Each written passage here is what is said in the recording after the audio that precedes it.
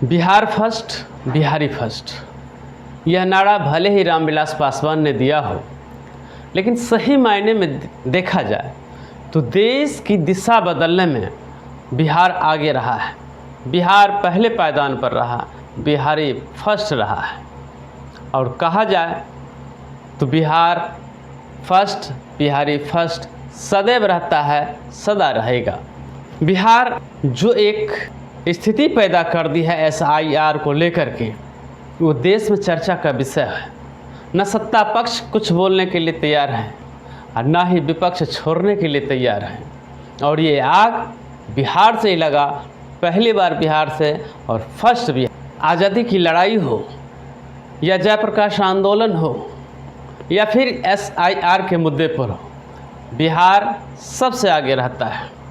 आज जो देश की स्थिति डावाडोल है, खासकर चुनाव को लेकर के, बिहार का चुनाव, बिहार जब पहली बार उबलता है तो देश की तस्वीर बदलती है। आज SIR के मुद्दे पर भी स्थिति बदल रही है। बिहार जब फर्स्ट रहता है तो क्यों नहीं बिहार देश को एक ऐसी दिशा दे कि फिर पूरे देश के लोग ये कहे कि बिहार फर्स्ट, बिहारी फर्स्ट। हम बात कर रहे हैं संविधान के 130वां संशोधन पर, जिसे गृह मंत्री अमित शाह ने बीते मानसून सत्र में संसद में पेश किया था।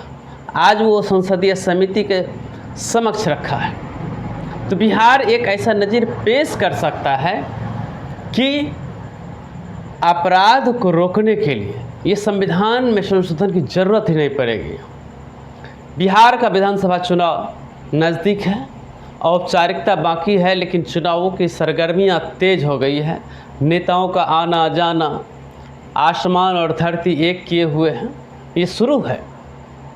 तो बिहार के मतदाता चाहेंगे तो इस बार एक नई इबादत लिख सकते हैं, एक नई तस्वीर पेश कर सकते हैं, और वो तस्वीर है बिहार विधानसभा में अपराधियों को जाने से रोकने के लिए। यदि बिहार विधानसभा में यहाँ की जनता, यहाँ के मतदाता अपराधियों को रोक लेते हैं तो संविधान में 130वां संशोधन की ज़रूरत ही नहीं पड़ेगी। तो हम बात कर रहे हैं अपराधियों का।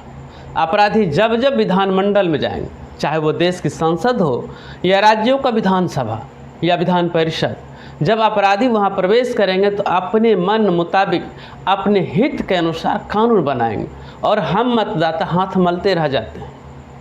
तो बिहार जब फर्स्ट रहता है तो बिहार क्यों ना, बिहार के मतदाता क्यों न एक ऐसी नज़ीर पेश करें कि अपराधी या अपराध प्रवृत्ति के लोगों को विधानसभा में जाने से रोक दें, उनके पक्ष में वोट ही न करें, उसके विरोध में मतदान करें, ताकि वो विधानमंडल में प्रवेश न कर सके।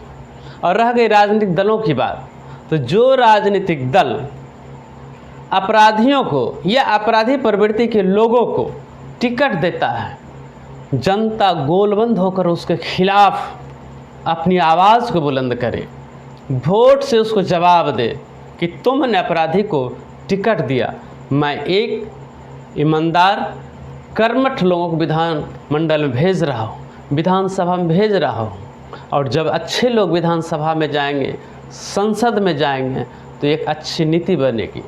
आप गौर करें, किसी चोर को यदि आप शासन सत्ता सौंप दीजिएगा तो चोरी करे या ना करे, तुम्बा फेरी ज़रूर करेगा।